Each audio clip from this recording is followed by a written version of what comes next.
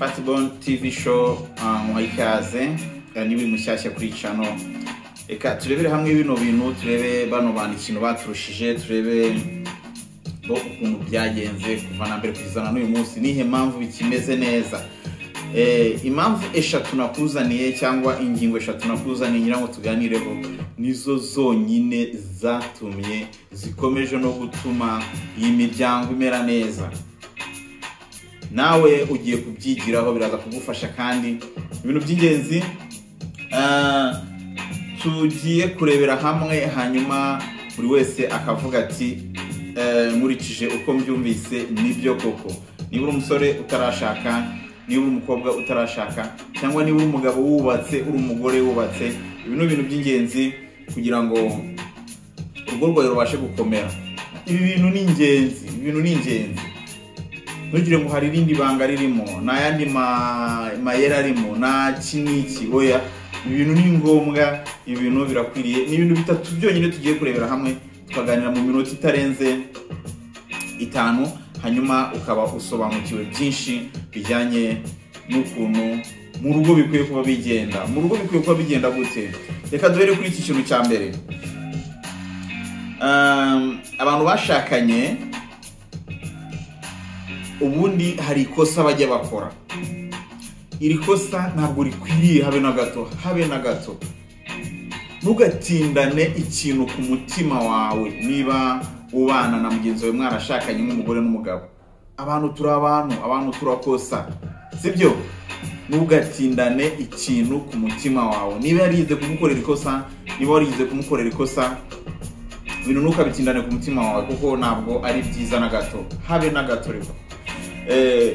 Buriya iyo uzi neza ko wakoze ikosa, akenshi abagabo bakunda kwihagararaho. Ibi twese tubiziranye, abagabo twihagararaho, kumva ko utasaba umuntu imbabazi, kumva ko ibyo wakoze nyine ari ukavuga uti ni uburenganzira bwanjye, ndi umugabo.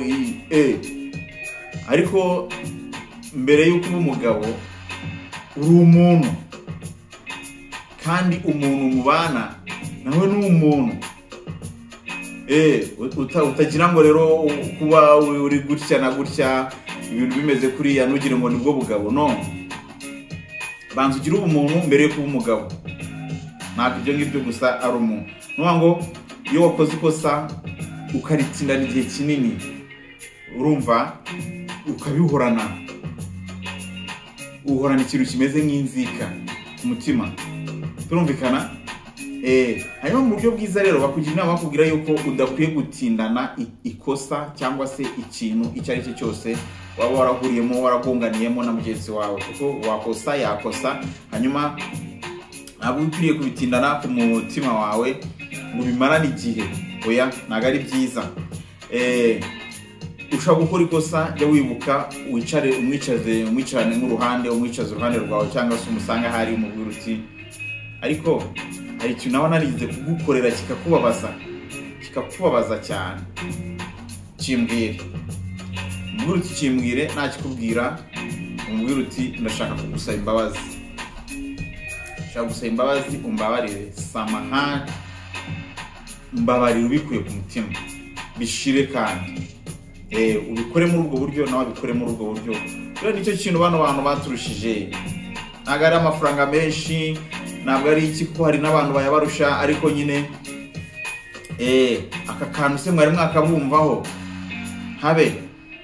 Buriya ntabwo bajya babika iki, ntabwo bajya babika inzika nk'abantu babana. Kabiri,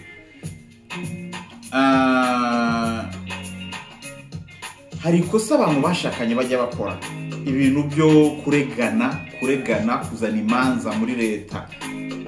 Ibi bintu ntabwo ari byo. Ibintu byabereye mu rugo iwanyu, pasiteri ntakwiriye kubimenya, abaturanyi ntibakwiriye kubimenya, abashumba bigahuruza komite y'abadiyakoni. Ibi bintu reka ntabwo bikwiriye. Iki kintu kibereye mu rugo kiba gikwiye kurangirira mu rugo. Hari indirimbo ya Yamboso Munda hari ahantu avuga ngo avuga ngo kira nubwo nari mwiza kuririmba ariko amagambo ndayibuka. Hari ahantu avuga ngo kama nimekosea nivutie chumbani kununanuna unajiumiza bure. Niba nakoshije mururunjyane mu cyumba tubiganireho tubirangirizeyo, ariko kurakara wigize wadanje wirakaje wibyimbije uri muri babariza ubusa. Kama nimekosea nivutie chumbani kununanuna unajiumiza. Unaona ntago ari byiza rero kugira gute gufata abantu bashakanye mukajya kuregana muri leta kwa mudugudu mwisibo ngaho mu kagari. Niba ushaka ko urugo rwawe ruzarama ibintu uzabyirinda.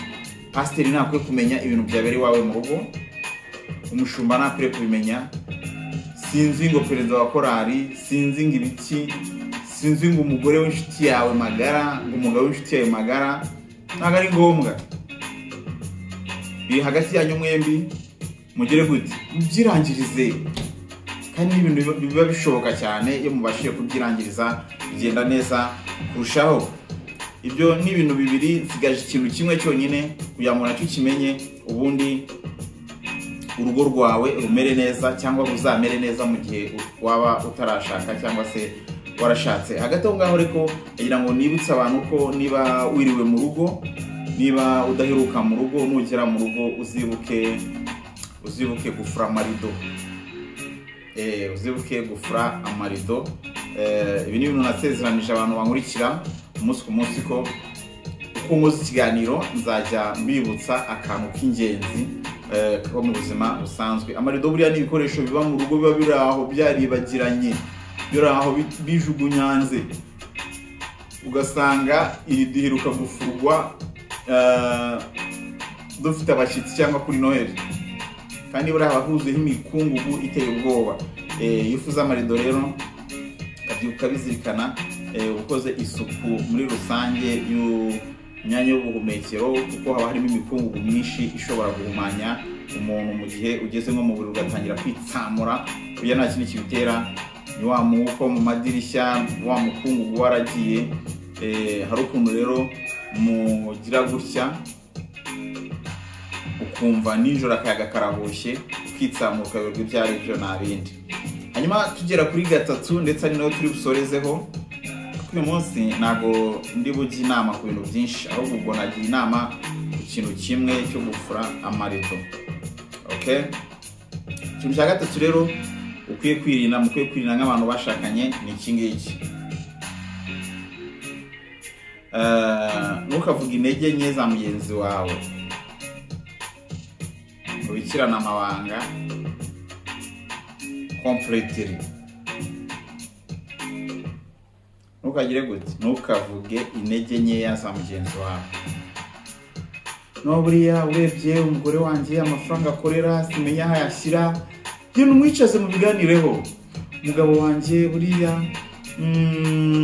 umushahara wanjye uca kuri konte. Aho kubibwira undi muntu, genda uvuga uti umukuru umujyane mu cyo mubwira uti ariko mugenzi wanjye jewe ibintu nkorera ntabwo binshimisha, ndashaka kuba free, ndashaka kwigenga ku mushahara wanjye nanjye mukoresha umuntu kumera, nanjye njye ku isoko ndebe uko hamera. Abantu benshi mwaheze mu ngo kubera kwirirwa muragurirwa, murahahirwa, murazanirwa, kandi amafaranga ariho wayakoreye. Biriya rero bibangamira mugenzi wawe, ariko si byiza ko agira gute ajya kubivuga muri rubanda, ukarubanda. Oya, ntago ari byiza na gato. Ibi rero ntago ari byiza, kuko kubikirana ibanga nicyo kintu gikomeye by'umwihariko kandi cyubaka kikagenda koko ugasanga urugo rwabaye tight. Iyi ni Fastborn TV show, ni ibintu bitatu twaganiragaho kugira ngo urugo rube rumeze neza, rukomeye, kandi ibintu biri ku murongo. Ni twambisubiyemo twihuta cyane, twaganiriye n'ugatindane ikintu ku mutima mu gihe mugenzi wawe gukosereje, ugerageza umwegere umapproachinge mu biganireho. Iyo yari rimwe. Kabiri, nakubwiye ngo nugakunde kurega kujyana ibirego muri leta ngaho kandi uzi neza ko urimo kurega umugabo wawe cyangwa umugore wawe. Ibi ntabwo ari byiza na gato. Gatatu, niyo dusorejeho twavugaga ngo ntukavuge intege nke za mugenzi wawe mu gihe mubana nk'umugore n'umugabo. Ibi ngibi ntabwo ari byiza. Gitamisa tu muri aka kazi. Ndagushimiye, Imana ikumeye umugisha. Niba warakoze subscribe, warakoze kudushyigikira, niba utarayikora ikore, ntabwo bigoye, ni ugukoraho byonyine gusa, ugakora like, ubundi tukajya tubana umunsi ku munsi. Washobora no gukora ku nzogera ugafungura bell notification kuri ako kazogera, hanyuma igihe dushyize ikiganiro ukaba wagikurikira ukadushyigikira.